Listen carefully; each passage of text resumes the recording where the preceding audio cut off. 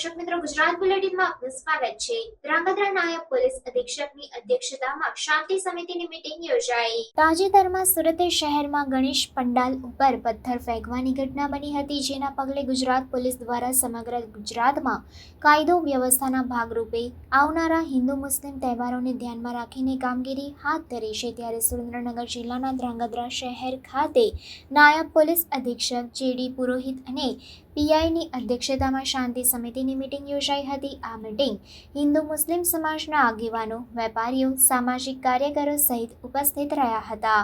આગામી દિવસોમાં ગણેશ વિસર્જન તથા ઈદ એ મિલાદનો તહેવાર આવી રહ્યો છે, તેના ભાગરૂપે એક મીટિંગ બોલાવી હતી, જેમાં બંને સમાજના લોકો સાથે ચર્ચાઓ કરવામાં આવી હતી। કાયદો અને વ્યવસ્થા અંગે માર્ગદર્શન આપવામાં આવ્યું હતું। આ સાથે સોશિયલ મીડિયા ઉપર આવતી વાયરલ પોસ્ટ ઉપર પણ ભાર મૂકવામાં આવ્યો હતો, જે બાબતે પોલીસ દ્વારા કડક શબ્દોમાં જણાવવામાં આવ્યું હતું કે કોઈ પણ વાયરલ પોસ્ટ વિશે પોલીસને તાત્કાલિક જાણ કરવી, બંને તહેવારો શાંતિપૂર્ણ રીતે સંપન્ન થાય અને કાયદો વ્યવસ્થા જળવાઈ રહે તેવી અપીલ કરવામાં આવી હતી।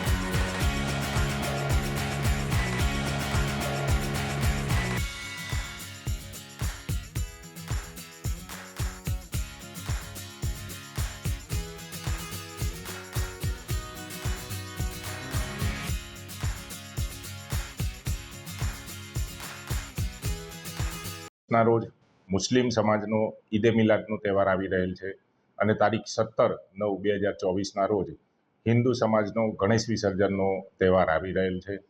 આ તહેવાર અનુસંધાને આજરોજ ધ્રાંગધ્રા શહેરના તમામ સમાજના આગેવાનો તથા શાંતિ સમિતિના સભ્યો સાથે શાંતિ સમિતિની મિટિંગ કરવામાં આવેલી છે અને 16 અને 17 તારીખે કઈ રીતે બંને સમાજનું જે જુલુસ નીકળવાનું છે અને વિસર્જનની એ નીકળવાની છે, તો એની ગોઠવણ કરવી, એની ચર્ચા કરવામાં આવી તથા પોલીસનો બંદોબસ્ત પણ કયા કયા પોઈન્ટો ઉપર અને કઈ રીતે રાખવો એની પણ ચર્ચા કરવામાં આવી હતી। અને મુસ્લિમ સમાજ અને હિન્દુ સમાજ તથા અન્ય આગેવાનો દ્વારા પોલીસને ખાતરી આપવામાં આવેલી છે કે અમે અમારા બંને જે ધાર્મિક તહેવારો છે એ અમે ચોક્કસ શાંતિપૂર્ણ રીતે કરીશું અને કોઈ પણ અનિચ્છનીય બનાવ નહીં બનવા દે એવી આગેવાનોએ ખાતરી આપેલી છે, જેનાથી મને પણ આગેવાનો ઉપર ખૂબ જ વિશ્વાસ છે અને હું એ લોકોનો પણ ખૂબ ખૂબ આભાર માનું છું। અને મારી એક ધ્રાંગધ્રા શહેરની જનતાને વિનંતી પણ છે કે આ જે તહેવારો આવે છે આ દરમિયાન કોઈ પણ સોશિયલ મીડિયા ઉપર કોઈ પણ વસ્તુ સ્પ્રેડ થાય તો વેરીફાઈ કરી, અને જો વેરીફાઈ ના થાય તો પોલીસને તાત્કાલિક જાણ કરવી અને આપણે એને કોઈ પણ રિએક્શન નહીં આપવા, આ માટે હું વિનંતી પણ કરું છું।